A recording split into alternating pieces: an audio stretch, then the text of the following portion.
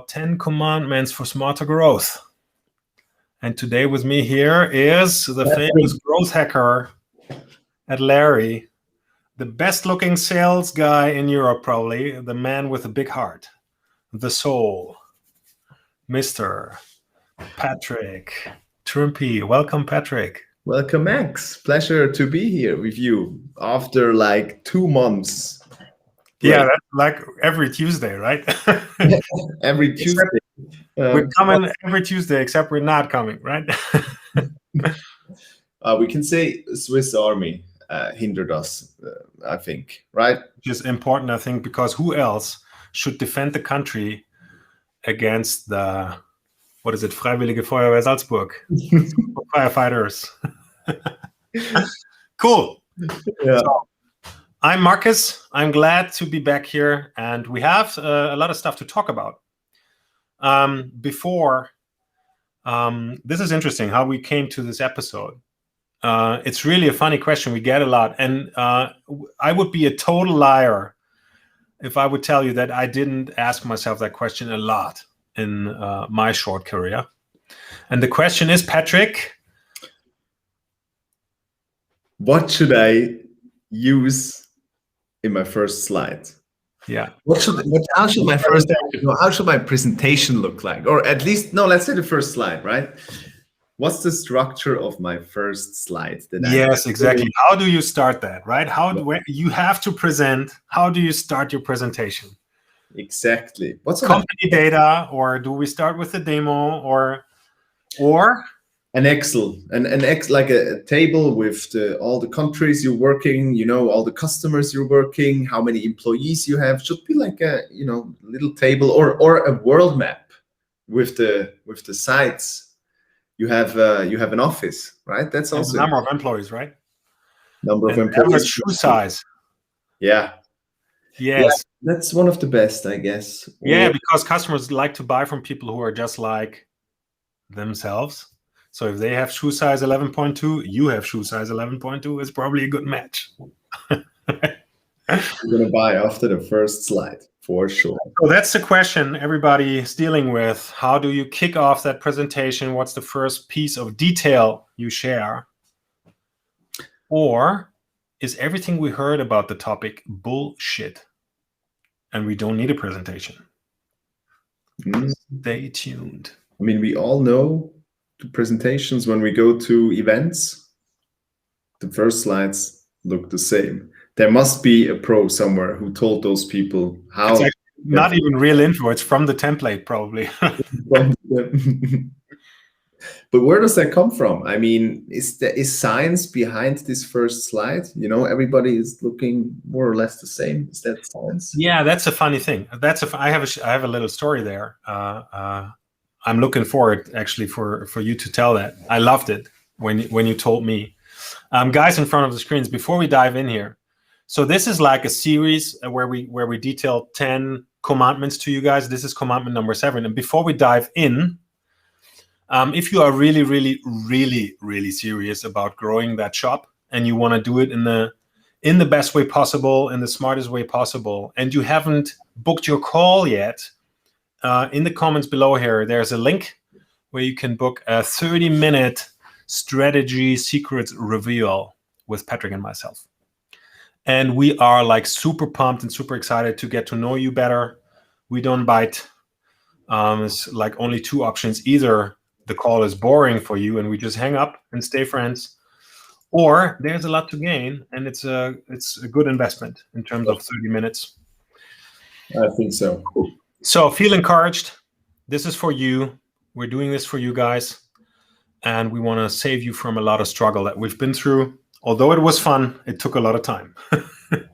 Patrick. Yeah, so recently I went on LinkedIn, Max. I told you this.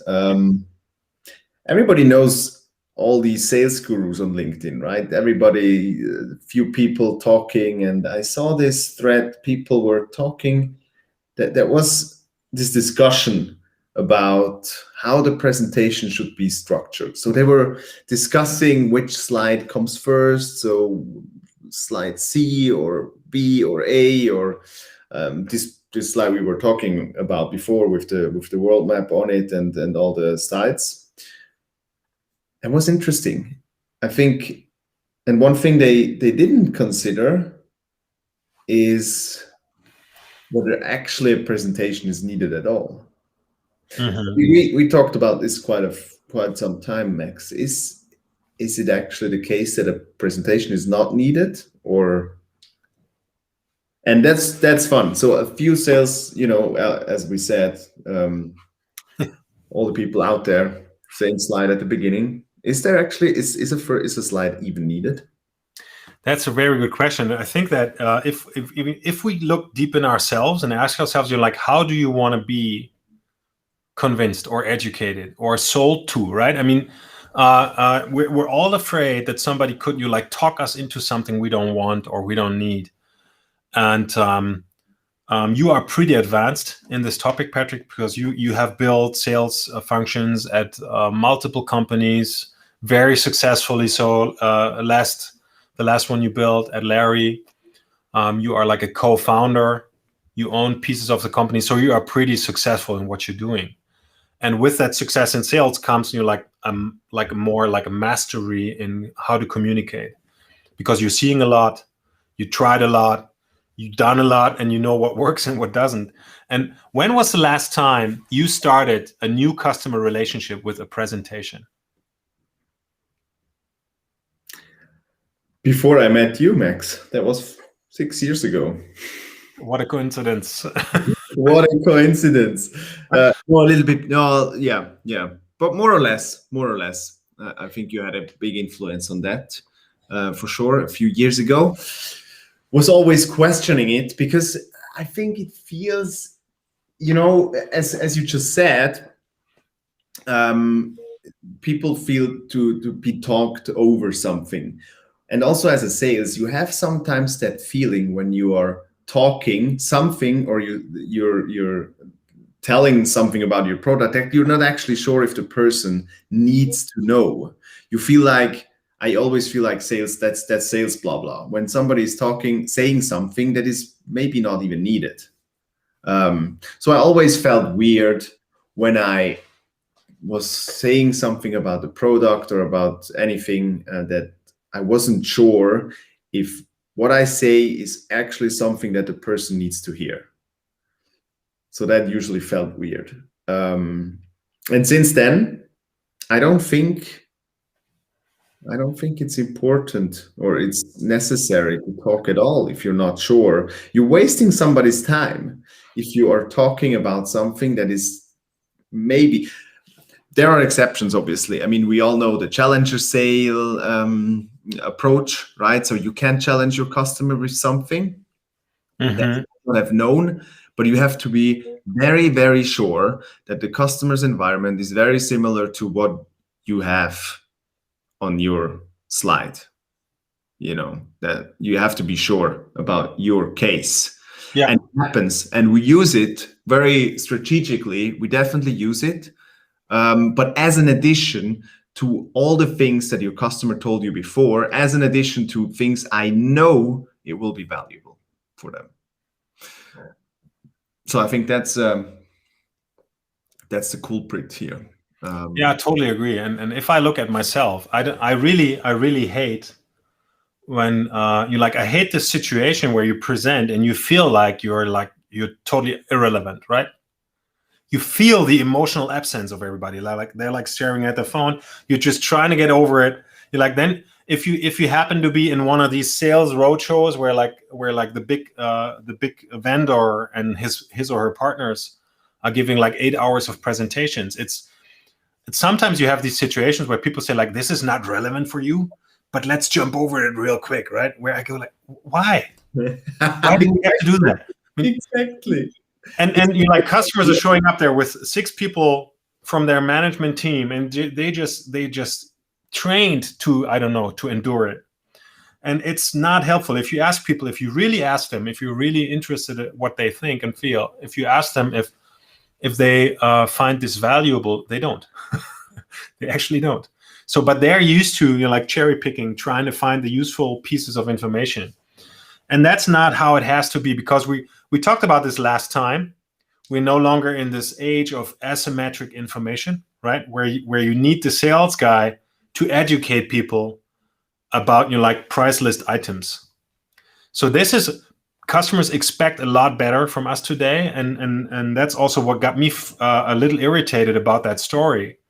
Yes, there can be a good structure to a presentation, and there's a bad structure to a presentation, and we'll talk about 5 approaches in a minute here. But the more interesting question really is, do I need that?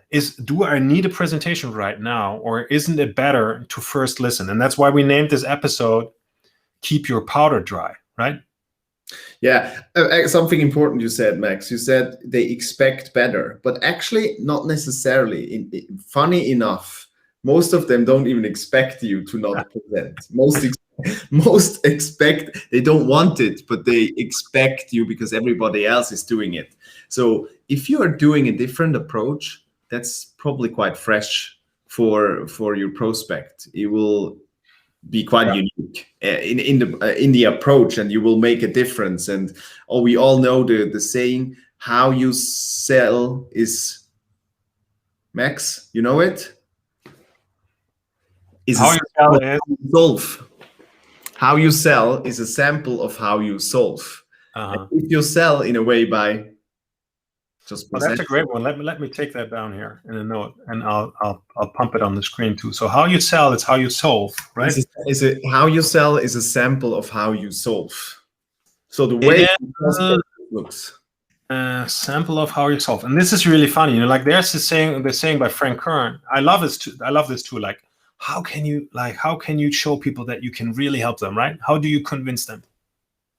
And Frank just said, like, show them that you can help them by actually helping them. Isn't that easy, right? I mean, you can help them by actually helping them. And it's more useful for customers if we don't talk. Funny, and some of you guys may be surprised, but there have been customers who didn't like the presentation. It's really true. So how you sell is a sample of how you solve. It's out of the book, Let's Get Real or Let's Not Play, actually. Ah, that's Mahan. Yeah, it's out there. Let's Get Real. So Mahan. And our wise trainer here in Germany, Michael, right? Yes, let's get real or let's not play. So that if we cannot talk openly, we should not. Then we just should not. And this tit for tat game where we try to, it's like spaghetti, right? You're throwing a lot of the stuff on the wall in the hope that something sticks. And we do not recommend that. So with that said, we found that at some point, and we'll talk about that later here, at some point there is the right point in time where you understand people and then you want to present something. And that you don't even have to do that in PowerPoint, right? Or any PowerPoint alternative. You can do this in the form of a movie sequence. You can do this as a stage play. I'm not kidding. You can make like almost anything in the world so entertaining and so limbic in terms of story and imagery and so forth, and so emotional that you can put it into a stage play, no problem. You can have a monologue like Socrates, ask questions, rhetoric questions, guide people through that. However you do it, you need a structure, right? And we said like, since this is more like a question of confidence, it's easy actually to find the structure online. If you Google, we found a few things like how do you structure that detailing procedure, that presentation or talk or speech or whatever it is, or article, right? Or explainer video.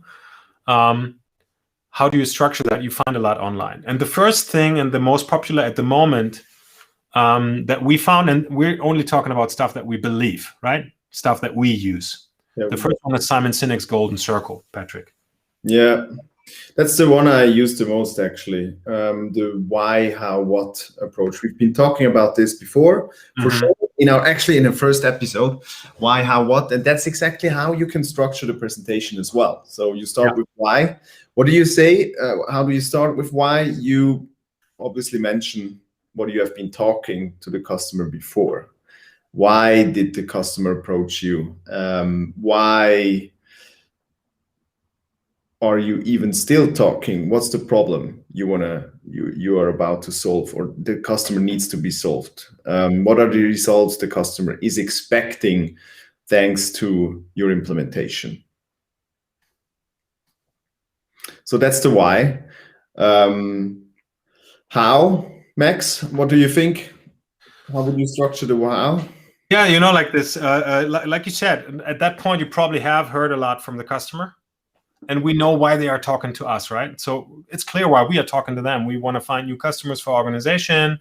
We want to do the matchmaking. We of course tell them that we want to be helpful. Most of the time, we should really be honest about that and come with that intent.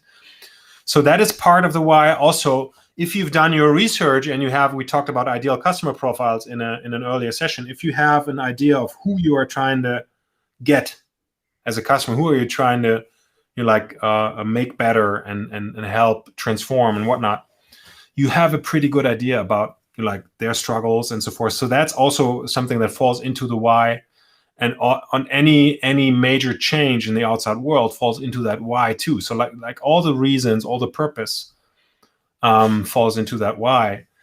And then in the next step, we want to talk about what is it that you need to do to get there. That's the how, right? And we're not talking about our product yet, or our company, or our offering. It's not yet relevant. They want to understand the steps necessary to get to that other side before they even consider working with us.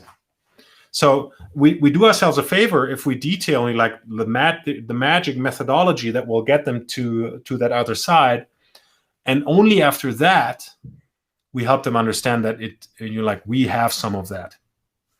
We have some of that, and it's built into our procedure and so forth. So imagine we've done it. Imagine we know all this. So then you would basically start at the what section with how you can solve it. And what exactly the steps are, and what is in the box, right? If you make a decision today and you buy from me, here's everything that's in the box. And then we should reverse the circle, and for everything that is in the box, we should say, here's what it is. Here's how it can be useful. Here's why you should want it, right? So here's what the transformational changes it will cause in your business. And if you open any website in the tech industry, most of the bullets you find, they will actually just say what. They will never talk about the implications and the positive effects and what people see and feel after they started using this beauty in their lives, right? What's the difference? And that's how Mahan puts it.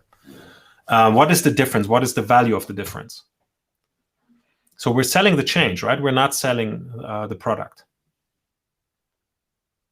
And then there was something you said to me, Patrick, a lot of people use this circle to get a sequence into the information they detail. So they start with the big ideas. If they don't find any, they jump to the USPs. If they don't find any, they go to the feature list. And that's not how we understand this thing, right? So you told me earlier, sometimes we have information and we find it's irrelevant. What do we do with that? What do you mean we find information that is irrelevant? Yeah, you look onto your list, everything you think is great about your product and your company and your presentation, and you find stuff that's not relevant. Okay, got it. So you mean from my feature list when it's not relevant? Yeah. There's only one real solution to this, Max. What is it? Throw it and hope it sticks. Right? And is that really something you would do? You just don't mention it? You have 5,670 consultants. You don't mention them? The more thoroughly the discovery was, I definitely don't mention it. Yeah. Why should I? Why should I waste somebody's time with that feature that I'm pretty sure, or that I'm sure they're not using it? I'm not wasting the time with this. Because imagine we talked about in a call before, we talked about the main challenges they have or the results they want to achieve. And that something that has not been mentioned is going to be the biggest challenge you can solve is very unlikely, unless you are 100% sure that for 5 of the same type of client, let's say insurances, for 5 insurances that are your customer, that feature is the most important feature they are using. And the way they are using it is not entirely obvious to your customer, and it's really special. In this way, I would think about it at some point afterwards, after mentioning every relevant stuff, that saying something like, hey, and I have a few use cases that we haven't talked about that, but I know our customers are using it in a way. Are you okay if I quickly tell you and mention a few of these? Is that okay? I know we haven't talked about it, but it's okay. Yes, of course it's okay. And then you can throw your boss because your customer is expecting something that might not fit his perfect solution, but still also people are interested, obviously, to learn or to get inspired. And you can inspire, but do it in the end when you know everything else is mentioned. I still have time. And so that's my approach.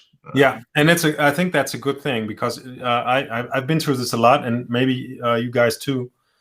Customers approach you and they think they know what they need, and that's where it oftentimes gets funny, right? All these tenders going around, Excel sheets with feature lists. Every feature is equally important, right? And you look at the thing and you think like the most important stuff is missing. What's up with you guys? Can't you do the homework? They can't. They're buying stuff that is totally unknown to them, right? It's unknown, it's uncharted territory. They're just trying to do something that makes sense. Sometimes they're hiring like external consultants, and these guys will make the list. They will pull it from the last project. It's really catastrophic. And you like all these use cases, I would put them in the how section, and they add to the why. They add to the impact. They add to the value of that transformation. And sometimes I think that most of the time when you help customers understand that there's additional use cases they didn't think about, they will find that most of that stuff is actually interesting for them, right? Yeah. They just didn't think about it.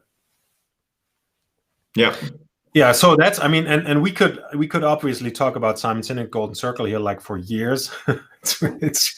It takes only 5 minutes to explain it, but like, I mean, how many guys, write it in the comments here, tell us how many of you guys have heard of the Golden Circle, but you're really struggling to use it, right? To master it. So the second structure, and that is when we met, Patrick, we both had read this article, and we both loved it. It's like the world is a village, right? It's a small town, and we both stumbled across a piece that is called "The Greatest Sales Deck I've Ever Seen."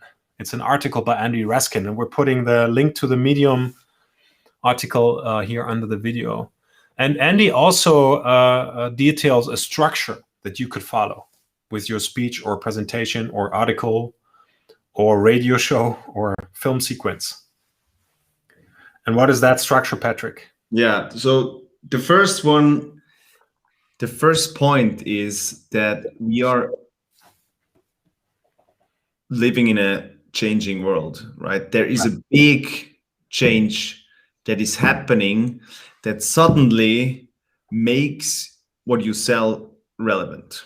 Let's think of two big examples that we all know. One is smartphone, obviously. So could have been an app that you were programming at the very early stages of a smartphone. Most successful ones have done it. Uber, for instance, Facebook has done it as well. Was already big, but has done it as well.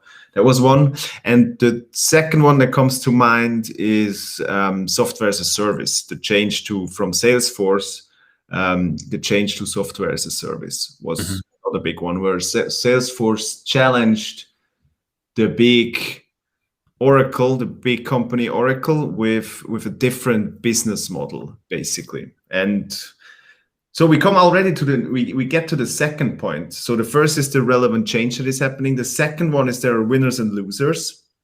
Yeah. I just mentioned one winner, one loser out of one of these changes. Yeah. Then the third one, what's the third one, Max? Once you have convinced people that the world is changing, that there's really some change going on that makes your stuff relevant, like you said, and you had an interesting twist on that, because sometimes you can create that self-fulfilling prophecy, right? There's an app for that, or the shift to electromobility. All of those are self-fulfilling prophecies, and they create that change. And now if you have something to sell to BMW that will help them make that switch faster, they're probably pretty interested, right? So, and for everything that you guys out there have to sell to your customers and have to offer them, you have to convey that there's this world, that change in the world. And then when you say like there's winners and losers, like Patrick said, and then the third thing we want to detail is we want to show that there are some of these guys make it to the promised land, right? So what does that promised land look like? What is that other side? How is life there going to be beautiful? And once you've done that, and people start to internalize the idea that they could be the ones making it, and they could be the ones standing on that new frontier, then you can tell them, and this is not, we're not even we don't start talking about our stuff yet, right? Now we're telling them that there's a new vehicle. It's a new technology or a new way of doing things, a new methodology, a new approach, a new thing, a new sort of magic. Yeah, that is helping the winners get there, right? So, and now we establish that desire, hopefully, that people want that magic, because only that magic will help them get to that other side, be one of the winners in this change, right? Yes. So, and then the step number 5, that's where we hammer it home. It's luckily, weirdly, exactly what you have in your product, right? So what a coincidence. What a coincidence. It just happens to be in our product. It happens to be in your product. Yeah. And this is your, like, people who are like more familiar with nutrition or stuff, it's like the whole world jumping on ultra low carb, right? Carb backloading, and then the whole world jumping on keto, the keto diet, ketone and whatnot. And now the whole world is jumping on to fasting. And so if you want to sell your fasting tracking app that tells people that 18 hours ago has been exactly 18 hours ago, and you have a beautiful timer for that, the first thing you want to do is not tell them that your app is cheaper. You don't want to have an app that's cheaper. You want to have an app that has more impact and more video in it and so forth and more tips. But the first thing you want to do is tell people that fasting is actually the vehicle, right? Like all these keto things don't work anymore. All the low carb things don't work anymore. The world is changing. Now the thing that works is fasting. Everybody's doing it, right? So that's the structure.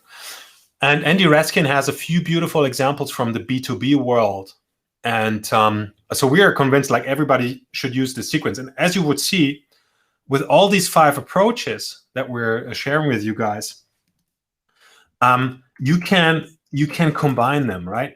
They are like different names, different games, but they all follow the same, they all produce the same result, actually. And that is super beautiful. So then we have the third approach. That's actually a guy who's running a YouTube channel. His name is Kader. We're putting the link below here. He built the sales practice at Marketo. And he says there's actually just 3 questions you got to answer, and please answer them in that sequence. And that is, help me out, Patrick. With them. So why you're talking with them? So why them? Yeah. Yes, why them? Why with you? Why exactly you? Why should they be talking to you? And why now? Yeah. Yes. So how you like for the thing? Like I imagine, like Marketo is a marketing software, right? It will help you get all your landing page stuff together and post more beautiful things on the net and so forth. So we're managing the front funnel. Right. So if you talk to an organization about the front funnel management and how to get more leads and everything, you should be able to tell them why you're talking to them. What is it about them that is so special that you think they need this? What makes them benefit from it? And again, like in the first few approaches, we're not concerned with ourselves first, right? We're not concerned with all the features and buttons and how our windows are more rectangular than others and so forth. We're concerned with them. And then once they get that, and like they are in this super special position where only they could belong to the winners, then we can talk about why with us. So why are we the right vendor for them to talk about this? And then they will still think, okay, I got it, but this is not the right time, right? Question here, Max. So do you think I should make assumptions about why them?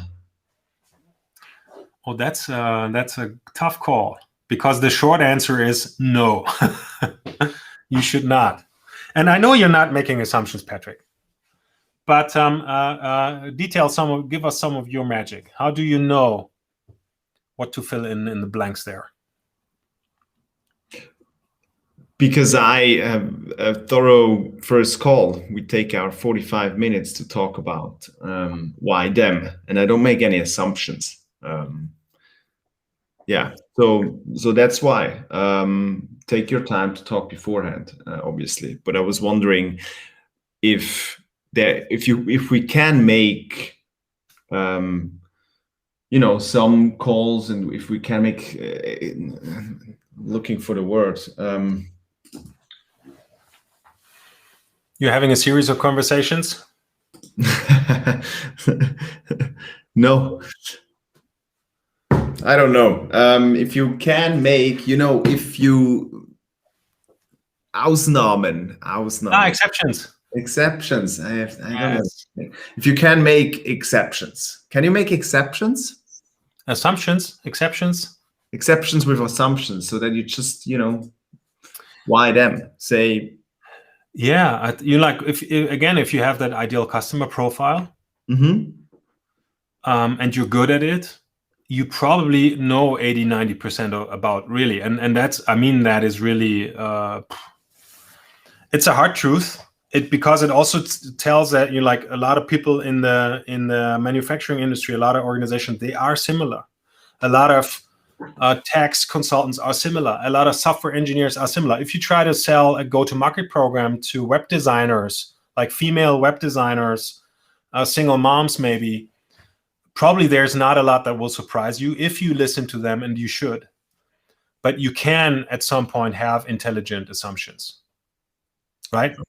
Yeah. That's Michael Simon's favorite, is like the difference between, you should never make like stupid assumptions, but you cannot live without assumptions either.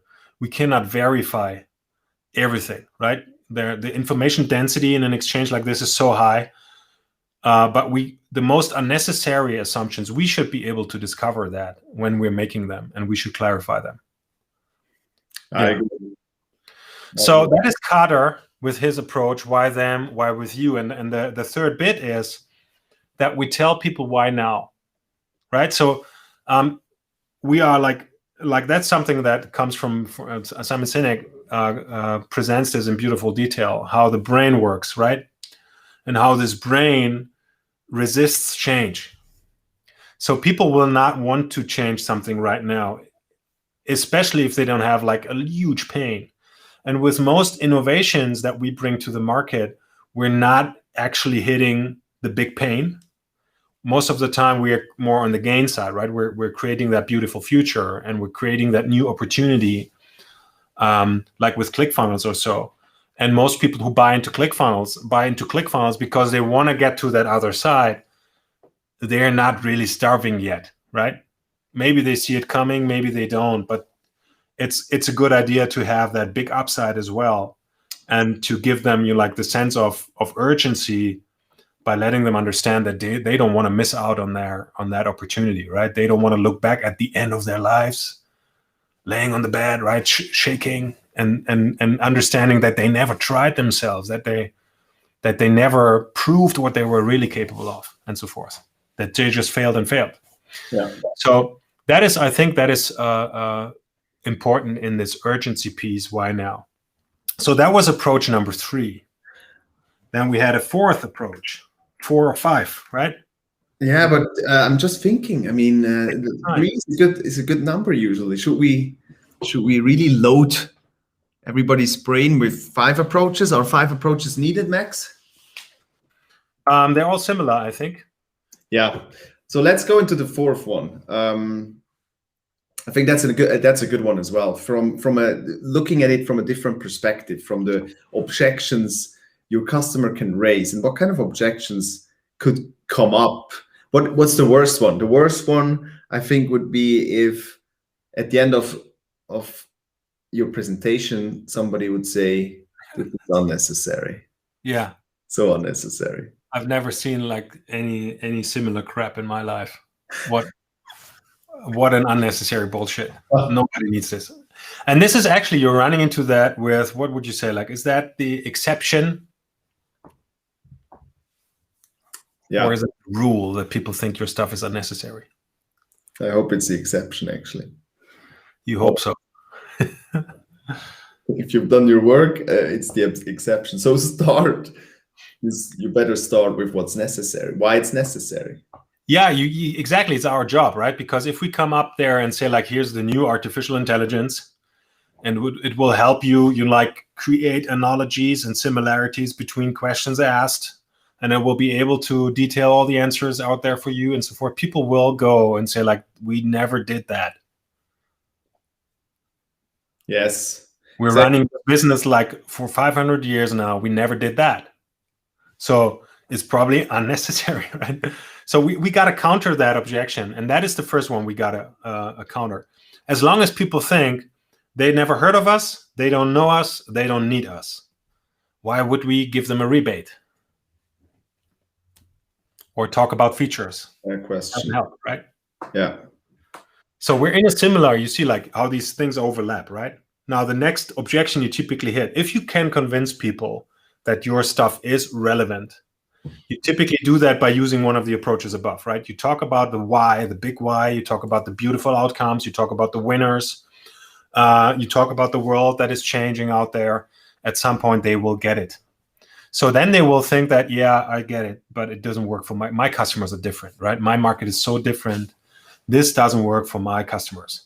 They want to see everything in monochrome, right? It doesn't work for me or for my culture. Yeah, that's the next one. That's the third one. If you convince them that you like helped other customers shift in any industry, including your industry, and it's just beautiful, right? They will go like, yeah, but you're like, I don't have the people for that. They don't have the education, or I don't have the infrastructure. I don't have enough space. I don't have this. I don't have that. So they will try and look, after they look to the outside world and say, like, my outside world doesn't accept it. They will look to the inside world and say, like, my inside world doesn't accept it. And our job is to show them that there are these few exceptional people who have made it to the other side, and they just happen to use our stuff to get there. That these people, they didn't look better. They didn't visit better schools. They didn't score better. They didn't talk faster. They didn't weigh more or less. They were nothing special. So if they can do it, you can do it too. That is something we need to address. Now, interestingly, once you manage to kill all of those objections, people don't freak out and say, like, yeah, this is for me. Now you have killed all their objections. They go like, okay, where's the catch? Right? What about cost-income ratio, Max? The cost-income ratio is unbalanced. Yes. So they're asking if it gives them a return. That's the first one. The last one. Is it worth it? Is it really? Quite often, actually, cost-income ratio is not in balance. I didn't hear it, but I heard that it's a very important metric. Yeah, it's the cost and what you get back. It's also, like the return on whatever, right? The return on money invested, the return on time spent, the return on trust. It's what they get back, right? And then at the very end, you want to take the risk away. That is something we have beautiful experience with. We're not going into the greatest detail here. It's a good match for our next episode, because in our next episode, we'll talk about results, right? Results. Who is responsible for the results? So once we make the sale, we deliver the package. Now, is the result coming? Is it not coming? And what does that reflect back on the deal, right? Do we have to, if they're not getting the results, who's taking the responsibility? Patrick, we're talking about guarantees there, right? Are we? Guarantees? Yes. Guarantees. Do you or do you not guarantee a result for your customers? That's a big question. Yeah, we're talking about that. And we do have some answers from our experience. And those are not crackers, right? It's really not easy to answer. And it's also not easy once you think you have the right answer to develop the confidence and say like, yeah, this is the approach I'm taking. I believe in it. And I'm pretty certain it won't kill me. So, Patrick, anything to add? No, nothing to add. Not to this, not to the fourth. Why did we call this session Keep the Powder Dry? Imagine, let's do a thought experiment. If you say everything that can be said about your product within half an hour or an hour, probably takes an hour, right? Everybody, like when people start to talk about their product, they talk relentlessly and take the time. What happens? Two things. First, you mentioned a lot of stuff that you wasted somebody's time for sure. And the second one, why should that person ever come back to you again other than for the offer? Yes. So the last thing they need is a price, right? The last thing is they need a price so that they can tell you, please send me an offer. Yeah. You send an offer, you have to work. Nothing ever comes back again. Yes. So you wanna be careful when and what you say. Yeah. We talked about that as well. Meaningful conversation. So a meaningful conversation happens when you say some things about you, ask a few questions back, the other person says some things about her or him. Again, back and forth. You have conversations back and forth. Even in a presentation, my experience is also during a presentation, it makes sense every 5 minutes to ask the people in front of you, what I already told you until now, is that valuable? Does that make sense for you? Do you think it's useful? And you get some feedback right away. So that's important. Everybody, it's not a monologue, not necessarily. It can be in certain ways when you're really sure what you're talking about. You have all the information beforehand, then you can go, but say only things that need to be said. Keep the powder dry. Don't say everything in the very first moment you have the chance to. Yeah. It's like the bad guns running for the fort, right? When do you start firing? If you fire all your shots into the dark, then it's all lost, right? I have seen beautiful conversations between marketing and sales departments and big customers, for instance, or smaller customers, beautiful marketing and webinars and stuff where people start firing the best arguments before people are ready to really work through them mentally. And then they've heard it. And you're like, they already checked it off. So now later in the process, when people are really ready for it, ready to hear the evangelium, if you will, right? It no longer works because you've already used it. So, and then there's another important reason. As long as you want something from me, as long as your customers want something from you, you can control the flow, right? They want the price. You can tell them, yeah, I understand that you want the price, but let's talk about it later. They are curious. There's some tension, right? They're pulling. As soon as you give them everything, like sending out a presentation, sending out a quote is the worst mistake along these lines we're talking today. It's the worst soaking your powder mistake, right? Yes. Because now they're ghosting. You don't hear from them anymore, and you wonder why. You know why. You don't even know why they're ghosting you because you have no idea. It's your fault. You just fired all your powder, right? Yes. And so we don't want to pitch before we understand someone 100%. When we pitch, we want to have a great sequence that is convincing and it's addressing all their needs. It's addressing all the objections and it's hammering home the argument that they truly can do it as well. It's possible. It's worth it. We have a bulletproof plan to get there, and we take the risk, right? That's the best sale. Most people, if you don't win enough customers, you maybe not even having a sales issue, you're having an offer issue. Your offer sucks. And the way you talk about it sucks. And you have to fix that. It will change a lot, right? Amazing closing words, Max, I think. What's coming up next? What do you think? Yeah, next week we'll talk about the question like, who can guarantee the result? We have this beautiful offer, we have the procedure, maybe we have the experience, right? Even if we only have 3 customers, we're more experienced than the next customer. So who can guarantee the result? And we'll talk about that. It's a burner question, I think.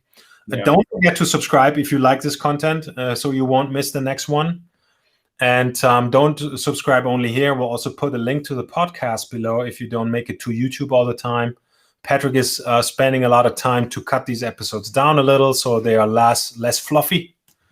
You'll hear him talk more and me less, which is great. We'll get more boiled down to the essence. And also, maybe please. Maybe in episode 10 that's going to happen, Max. We wait until episode 10 for me to talk more than you. And you published a few podcasts, right, already on your... We're linking them below. Yeah, we have almost number 40 soon. Soon number 40 released. Yeah, and you have a few great people up there. You're like the founder of Interseller and other great thinkers and opinion leaders and thought leaders from the tech space. So you want to follow that podcast too. And then also, please, shoot us a comment. What are your key learnings from this? What do they mean for your professional work? And what are some other topics you would like to learn about? We're in episode 7 of 10 here with the 10 Commandments. So sooner or later, we'll get to your questions. And thanks for taking the time. We're glad to have you here. We're looking forward to get to know you better. If you want, book the call.